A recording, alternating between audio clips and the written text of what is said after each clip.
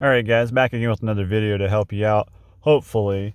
And I say this because this is a pain in the butt. Anybody who's ever done these before should know this. I am taking this airbag out of this 2014 Nissan Altima. And it's a similar process for Nissan Sentra, Maxima and all that to have this style airbag. It's a complete pain, and best of luck to you taking this thing out. In most people's cases, unless you're changing the steering wheel or something like that, your bag will already be blown. I'm taking this out for a replacement on another customer's car.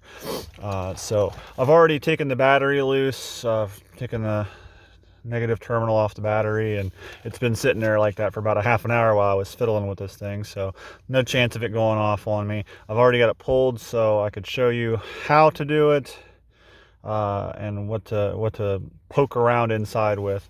So anyway, we'll get into this. Just make sure you take that battery loose and leave it sit for a little while. You don't want these going off anytime you start messing with electrical stuff. Anyway, here's what the back of this sucker looks like. It has these little spring-loaded clips that are mounted on the airbag itself, and there's none on the bottom. It has a little spring there, but that's not something you can access. It comes loose when the top two are released. And how you access these are through a little hole on the side of the steering column, on the side of the steering wheel, I should say. A little hole right there, and there's one exactly like it on the other side. And the entire idea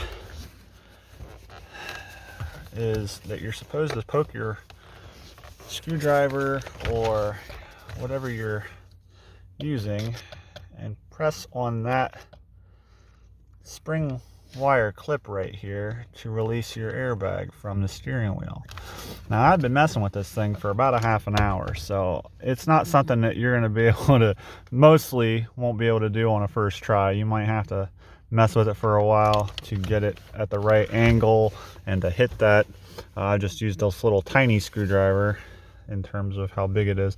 Maybe if you used a little wider tip, you might be able to get a little better handle on it, but you don't want to mar your steering wheel cover on the back by sticking a screwdriver in that's a lot bigger than the hole here.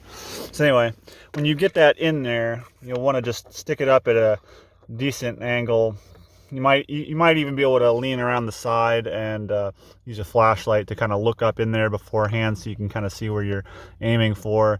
Because once you get in there, you know, there's so much wiggle room inside of here, you might not be able to hit it the first 24 times you're trying. So anyway, you press on that, you release that side. I took a second screwdriver. Once it released, whoops, don't want to clip it back in there.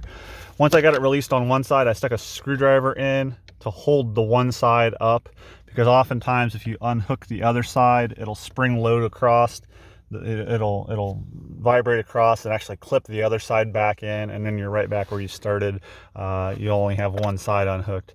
But once you get, you know, a screwdriver on one side, it'll keep it from retracting back in and getting hooked again. And when you get that second side out, it'll basically just release and fall out to you. And then you'll have these two wire clips that'll be clipped on the back side. You just pop the little black tabs out just far enough to release the clips, and then you can pop them out. And then you have a little ground strap right here that's plugged into the back side too. You just pop it out, and then your airbag is out. Best of luck to you taking this thing out. I hope this video helped you. Like and subscribe for more stuff like this. Thanks.